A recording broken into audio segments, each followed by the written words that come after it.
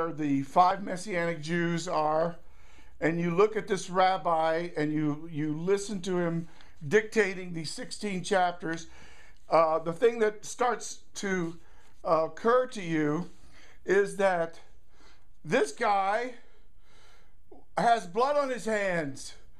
He was an accessory to murder at the very least. Do you remember Stephanos? He held the robes of those that were stoning him.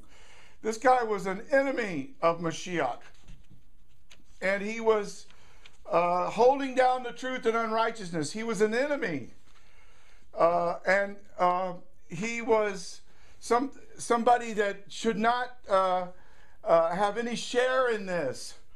And yet God showed mercy on him, even though he was a vessel of wrath. He was under wrath. The wrath of God was revealed from heaven, and he was under that wrath. And he was blind. He was a Jewish rabbi who was blind, and he was against this gospel, this Besuras Hageulah. And here he is dictating the very same. He's dictating the Besuras Hageulah. And we find out that there's nothing to boast about in this gospel.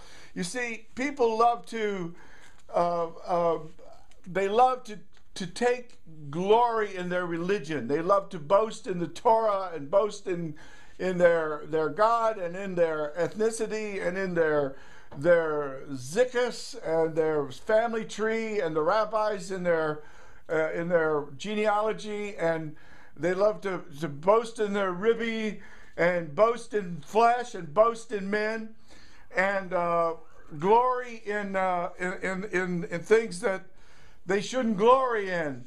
But there's nothing like that in the true gospel. There's nothing to glory in. First of all, there's an affront to the pride. What? You're telling me that the Zun von der Oberster had to come down here, the Devar Hashem himself, that he didn't return void, that he accomplished the Kapora, and he went back to Hashem, and he had to take on human flesh. He was someone that was the Mashiach prophesied by the Nevi'im and the Ketuvim in the Kifei HaKodesh, and you're telling me that he had to die this ignominious death and shed his blood to save me from Gehinnom, from the wrath of God, from Onesh Olam. This is an offensive message.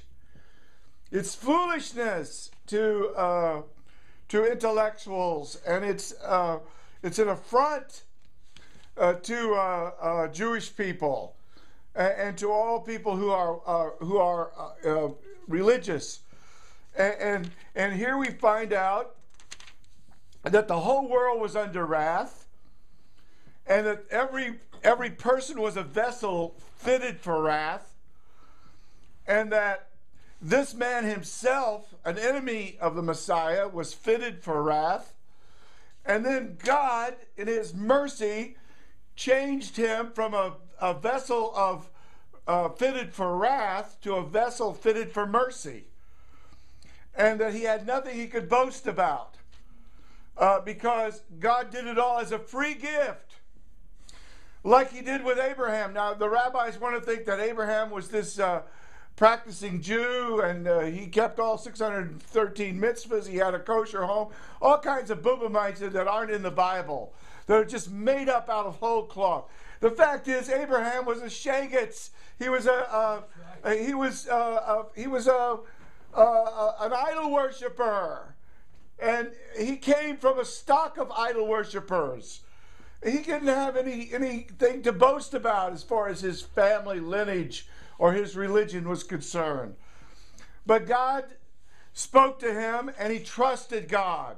And God gave him a promise, and he believed God. And God then credited him. He just made a deposit gratuitously in his account that, okay, Abraham, because you trusted me, I'm going to make you a tzaddik. Not based on your mitzvahs, your Ma'asim Tovim. Not based on anything like that, so that you could depend upon mitzvahs.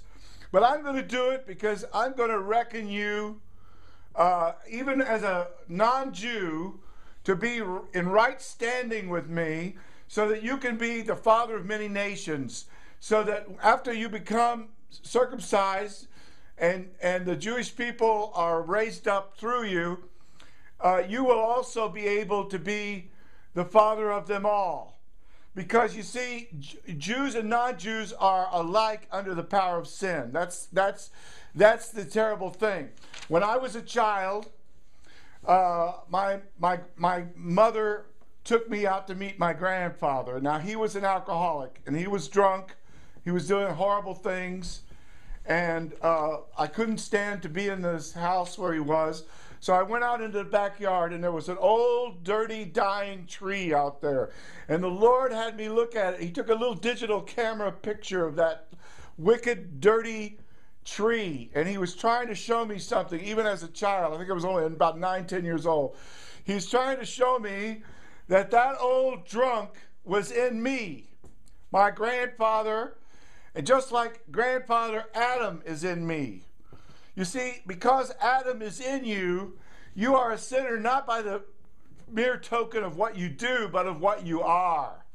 But Mashiach was not a child of Adam. He was a child of God. He was the Son of God. He was the Sohn von der Eibishter. And he came according to the Kitvei HaKodesh, according to the Nevi'im. There was a prophecy, for instance, in Isaiah, that he would be born of Ha'alma, and many other prophecies. He would come before the destruction of the second temple, that he would be a light to the Goyim, that he would heal the sick and cleanse the lepers, and that he would be betrayed by a friend, sold for 30 pieces of silver, pierced in his hands and feet, his body would not see decay, and he would be resurrected on the third day. All these prophecies are there. And you see, if you have a candidate for Mashiach and he doesn't line up with these prophecies in this Bible, I'm talking about the Tanakh, the Hebrew Scriptures, then you have a counterfeit Mashiach and you're in trouble. And if you're preaching a counterfeit Mashiach, you're the blind leading the blind, and everyone that falls into the pit will be your responsibility. And you know what? Rav Shaul was like that. He was the blind leading the blind. He was leading many people astray. And he was under great wrath. The wrath of God was revealed from heaven against someone like him. He was an enemy. And how could Mashiach die for his enemy? Somebody might die for a tzaddik, but for an enemy? And yet, that's what happened. The Mashiach died for him. And because he died for him, he saw that he could no longer live for sin. But he had to live for the one that died for him to save him from his sins. The one that took the kapora, that made the kapora for him. So this idea of sinning so that grace will abound, the more you sin, the more grace God shows. No. Once he saw that he was a sinner, he asked the Lord to forgive him. And he started living a new life. And this book is all about having a renewed mind, getting a new mind, not the old reprobate mind, the decadent mind, the mind that even though what is noble about God is clear before our eyes, that he is the glorious creator who's given us every good thing we have, and we should be giving him thanks. That mind that exchanges the truth for a lie and then worships and serves the creature rather than the creator, that pagan mind, that wicked mind, and even Jewish people, they say, okay, don't break the 10 Commandments, but then they break the 10 Commandments. So we're all sinners. We're all we're sold under the power of sin. This is the problem.